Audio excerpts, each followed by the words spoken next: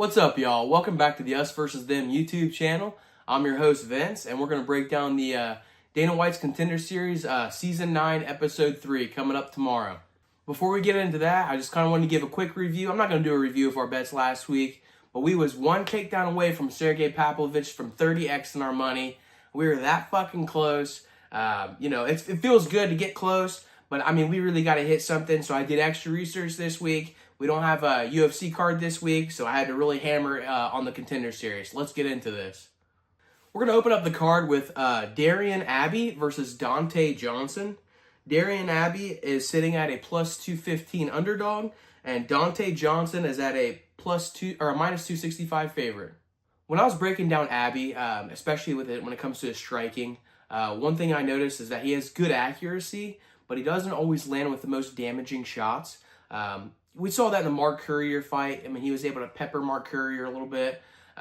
Courier didn't really move his head or defend the shots at all. So I don't know if that was him not defending himself or Darian Abbey being a decent striker. I think it was a little bit mixture of both.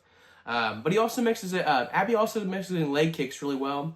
The one thing I noticed about Abbey, though, is that there's a concern about his power. He spent the first half of his career at the light heavyweight division and has moved up to heavyweight. I typically lean towards those guys just because, the lighter man's skill or whatever the saying is. But especially when you go to 205 to heavyweight, there's a big gap in skill. But you need to carry over some power too so you can get respect, and that makes me a little worried for Abbey. Johnson, on the other hand, is different. I mean, he carries big power in his hands. If you look at that guy's body frame and his evolution throughout his career, he started as a pudgy, shorter heavyweight. Now he's transcended to a stocky, solid but short heavyweight. He throws with big power in his punches, and he understands he's going to always be the shorter guy in fights, so he's looking to get in close range and land his big shots. He's currently sitting at a 5 KO streak right now, and all of them in round 1, and that just shows how aggressive he is, and he's got that killer instinct. Abbey typically leans on his wrestling to win fights. He's able to mix in takedowns really well, and he times them really nicely. And one thing I really appreciate is that he sets him up using his hands. It's the best way to land strikes or land takedowns in MMA. One thing I did notice about Abbey, though, is he's got a durability concern when he's on his feet. So I definitely look for him to look for him to wrestle early and often in this fight. When I saw his fight against Patrick Martin was 41 years old going to that fight against Abbey, and he hadn't fought in 6 years. When you take those two things in consideration, you think a guy that's, one fight away from being a Contender Series, you're thinking Abbey's going to destroy that guy. That was not the case at all. Patrick Martin sat him down with punches in the first round and the second round, and he stole both of those rounds. And he got finished late in the third. If he was able to survive the third round, maybe we'd see Patrick Martin's 40-year-old ass out here. But that's not how it happened. Abbey ended up getting the rear naked choke and getting it done. But it just goes to show that he can gas, or he has a durability issue. And another thing that makes me concerned is he gasses out. Even in fights where he's dominating guys, I watched a fight against, Mark Courier I was talking about. He was able to get takedowns and get on top of Courier pretty much the whole fight. But even going in between rounds, after being on top of the guy for 3 or 4 minutes, he was the guy that seemed more gassed. And that just doesn't make sense to me. An X factor in this fight is Dante Johnson's grappling in general and his cardio. We haven't seen him grapple pretty much at all in fights because he depends on the big power in his hands to knock guys out. But because he has big power in his hands and he is knocking guys out, he's not going to the second round. So those are things that we just don't have any footage on. This is a fight that I've been going back and forth on. When I was trying to make a prediction for this one in my notes, I kept going back and forth, and I kept writing, I'm going with Abbey, and then I kept erasing that, I'm going with Johnson. So with the line being what it is, Abbey being like a 2-1, a 2.5 to 1 underdog, it makes me a little nervous to put money on either guy. But we got to do something with this because there's other fights that are like this, so we're going to have to force one in our parlays. So if Abbey was more durable, I would definitely go with him. The one thing that makes me want to go with Abbey is the wrestling factor. We know he can grapple. We know he's going to look to grapple. And Johnson just doesn't do that. We've seen in past Contender Series, we saw in episode 1, whoever is the better wrestler won the fight. And that happened every single fight. And those fights fucking sucked. But, you know, that was just how, that was the outcome. So, you know, what are we going to do, boys? What are we going to do? I'm going to go with Abby. Just because Johnson's wrestling hasn't been checked. Abby's going to check it this weekend, or check it tomorrow. So for my official decision, reluctantly, I'm going with Abby by decision. Next fight we're going to break down is Christian Perez versus Manuel Souza. Perez is sitting at a plus 230 favorite, and Souza is a minus 285 underdog. The first thing that struck me about Souza when I was looking at his Tapology is his strength of schedule. He fought Mauricio Hufi in his third or fourth or something like that. Fourth fight, I think, or something like that. Both guys are going to that fight undefeated, and Souza was the one that actually ended up getting the win. He knocked out Mauricio Hufi, the only guy to knock him out on the regional scene. You know, and then it made me start to, I had to, you know, if I'm looking at Souza's strength of schedule, and then I got to look at Perez's strength of schedule. And I did the numbers for you guys. Souza's the current record of opponents for Souza is 134, 57, and 2. It's pretty fucking solid. He's fighting guys since the beginning that are tough, and he continues to fight guys that are tough. Perez's competition, on the other hand, is 121, 94, and 2. So, you know, definitely the strength of schedule is lying with Souza. Another thing that I broke down, looking at, just not before I broke down, the thing I noticed on Tapology is Perez hasn't fought since December 2023. I don't know how much of a factor that really plays because there's the saying of ring rust, but you don't really see that too. I mean, you see that in MMA, but it just seems to vary so drastically between fighters. So that's just a big X factor we don't know. First thing I noticed when I was breaking down Perez's fights is he's so calm and patient. You can sense that on his face right from the beginning. Nothing seems to overwhelm him at this current stage in his MMA career. We're definitely going to put that to the test tomorrow with Souza. But I just really like his composure. And because he's so composed, he seems like he's always making good decisions in the octagon. On the other hand, we have seen Souza get a little frustrated in fights in the past. In his fight against Archie Colgan. Archie Colgan, undefeated fighter from PFL, or, you know, I think he's PFL. You know, Archie really leaned on his wrestling, explosive double legs, and could control time on the top. And it felt like Souza was down 2-0, and I think Souza started to feel that too. Anytime a fighter's down 2-0, you can't really judge too much on how they respond, but he really started overextending those punches, and Archie was really able to anticipate his strikes and kept himself even more safe than he had earlier in the fight. So we have seen his emotions get the best of him in fights. Souza is a big power puncher. He uses his big punches. If he doesn't knock a dude's head off, he likes to come in with a flurry of punches that he uses to set up either a body lock or a double leg. If he's too far out, it turns into a body lock, which we've seen him do. But if he's able to switch to a double leg, he might be able to get takedowns this fight. Perez might not have as much power on his feet, but one thing I really do like about his striking is how accurate he is. His last two opponents, before he officially TKO'd him, he set both those dudes down with jabs. One of them was just a jab that he stuck out there that dropped the dude, and the other one was he switched stances and hit him with a power jab. I mean, it goes to show those straight punches are super accurate, and he puts them right where they need to be to cause damage. And if he's able to set dudes down with jabs, he's going to be a dangerous guy. If anybody's really going to lean on their grappling in this fight, it's going to be Souza. We have seen him get into grappling exchanges in past fights, whereas Perez typically likes to keep a nice, pretty striking bout. Unless he can gain top control, then of course he's going to try to look for damage and maybe transition to a submission. But if anybody's grappling, it's going to be Souza. And the one thing I can't really tell you for sure is whether Perez can defend those takedowns. I got to be honest, I feel like he can, but that's just something that's really hard for me to predict. For my official prediction, this is another fight that I've been going back and forth on. If Souza doesn't land big punches, and if he's not able to get a takedown, obviously, it's going to turn into a point fight. And if it turns into a point fight, I definitely am leaning more towards Perez. Perez has also shown in past fights that he's durable and he's got a good chin. So with that in mind, you know, like I said, I've been going back and forth on this one, but I'm going to go with the underdog in this one. I'm going with Perez, and I think he's going to get it done by decision. The next fight we're going to break down is the biggest favorite on the card. We have Abdul Rakhim Yakiev versus Alik Lorenz. Yakiev is sitting at a minus 1,200 favorite, and Lorenz is at a plus 750 underdog. When I was breaking down these guys' fights, I noticed that both of them kind of really lack a strength of schedule. I think if either guy gets a contract this weekend or tomorrow, and they start facing UFC caliber competition, I'm worried about that step up in competition.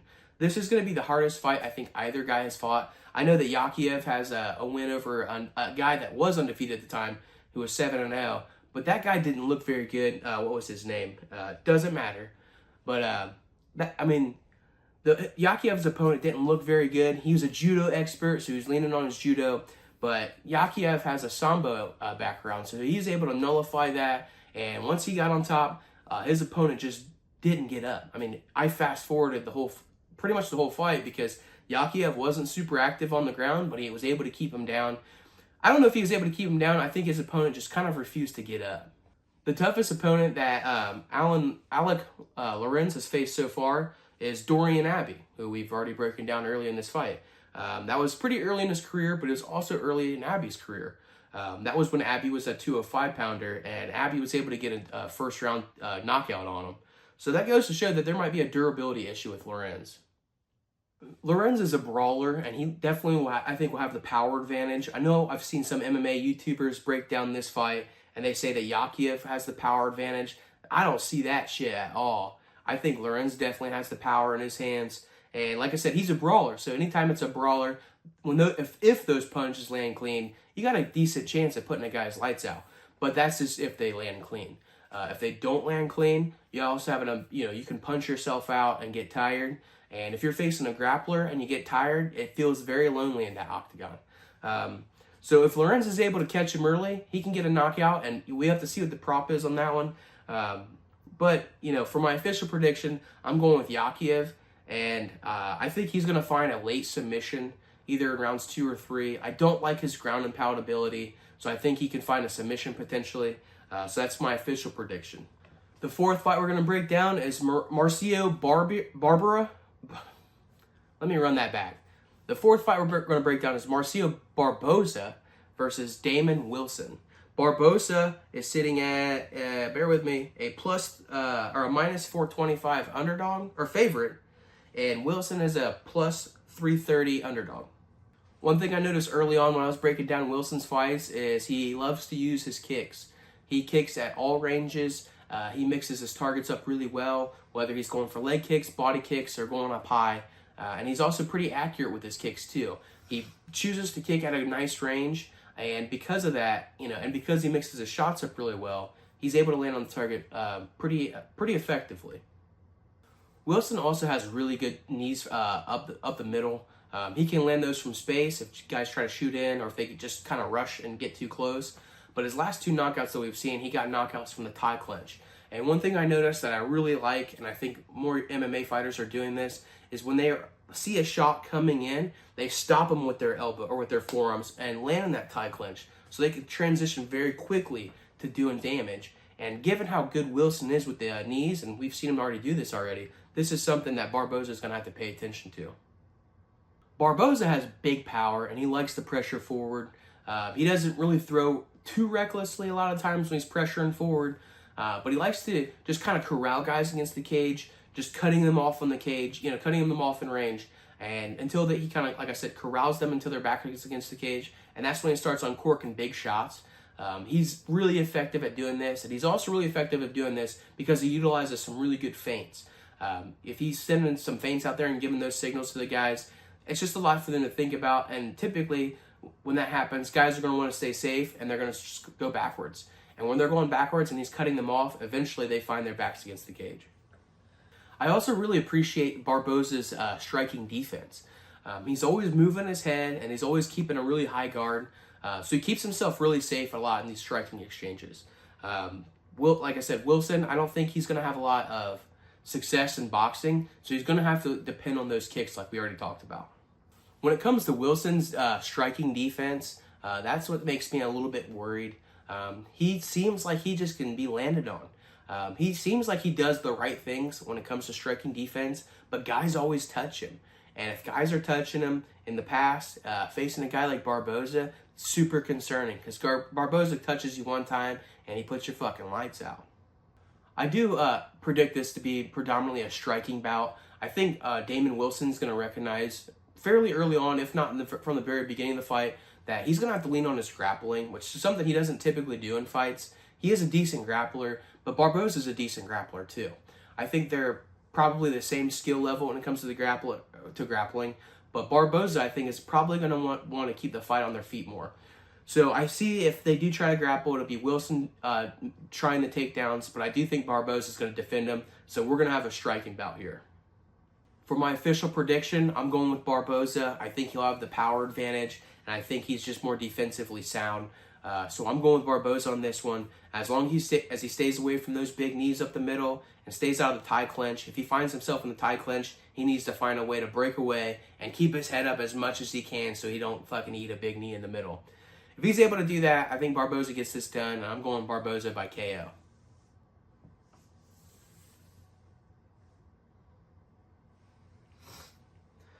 The last fight we're breaking down is Trent Miller versus Ryan Gandra.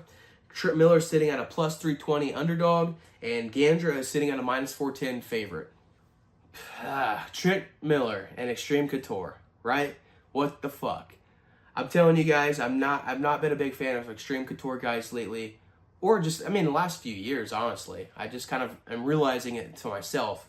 But I really get so exhausted of watching these guys fight and treating fights like a glorified sparring match. None of their guys seem like they ever throw combinations. It's always one strike at a time and trying to keep at range and try not to get hurt too much.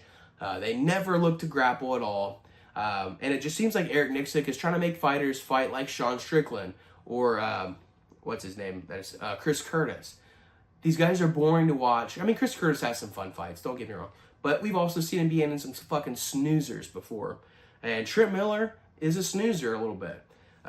He's looking for those one strikes at a time, and he doesn't look for combos, and he doesn't look to grapple at all. It makes him extremely one-dimensional, and it kind of makes him a sitting duck against higher-level dudes.